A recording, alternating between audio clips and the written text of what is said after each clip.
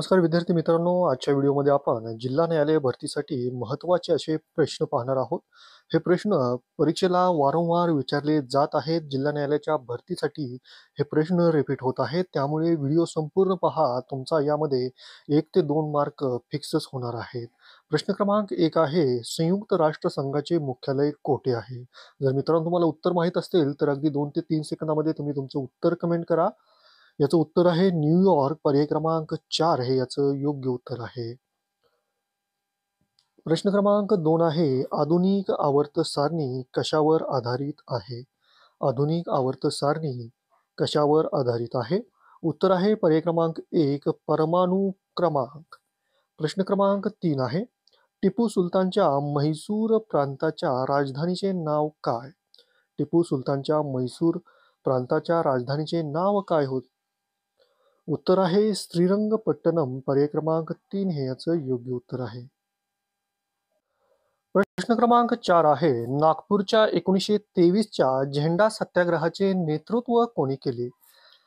यामध्ये 2 ते 3 प्रश्न तयार होतात मित्रांनो, त्यामुळे याचं उत्तर माहीत असेल तर कमेंट करा. उत्तर आहे पर्याय क्रमांक 3 सरदार वल्लभभाई पटेल. आता यावर प्रश्न कसे तयार होतील ते आपण पाहूया.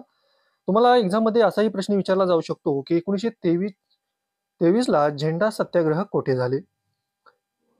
त्यानंतर 1923 साली नागपूर येथे झालेल्या सत्याग्रहाचे सरदार वल्लभभाई पटेल यांनी नेतृत्व केलेल्या सत्याग्रहाचे नाव काय? असंही विचारला जाऊ शकतो. आणि त्यानंतर 1923ला झेंडा सत्याग्रह कोठे झाले? हे सुद्धा तुम्हाला प्रश्न विचारला जाऊ शकतो. प्रश्न क्रमांक 5 आहे, महाराष्ट्रातील रायगड जिल्ह्याचे पुरातन नाव काय होते?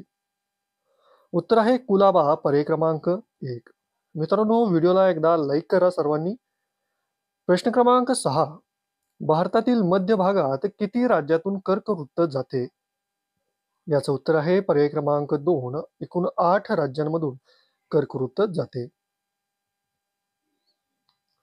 प्रश्न क्रमांक 7 आहे, देशातील सर्वात लांब नदी कोणती? देशातील सर्वात लांब नदी कोणती आहे?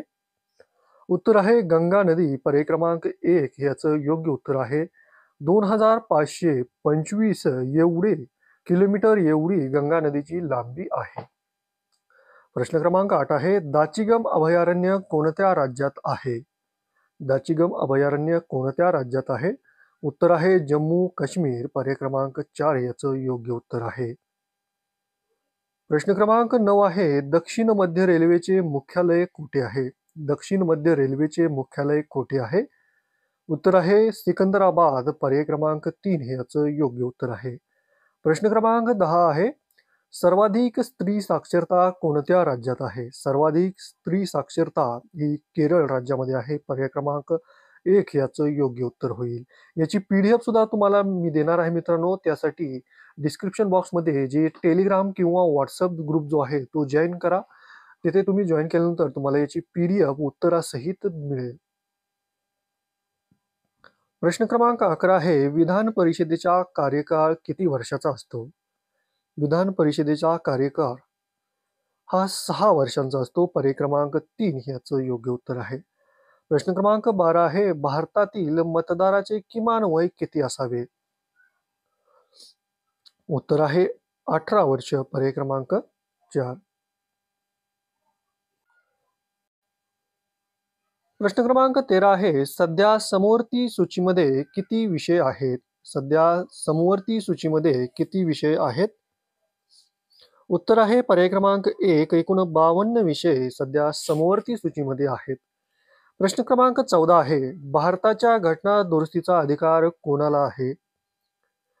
भारताच्या घटना दुरुस्तीचा अधिकार कोणाला आहे?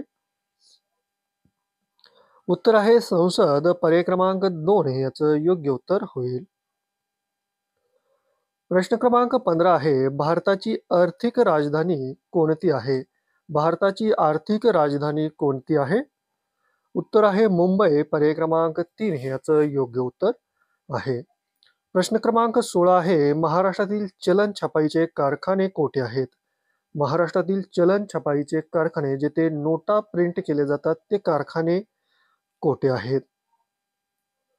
याचं उत्तर आहे नागपूर. पर्याय क्रमांक 2 याचं उत्तर असणार आहे.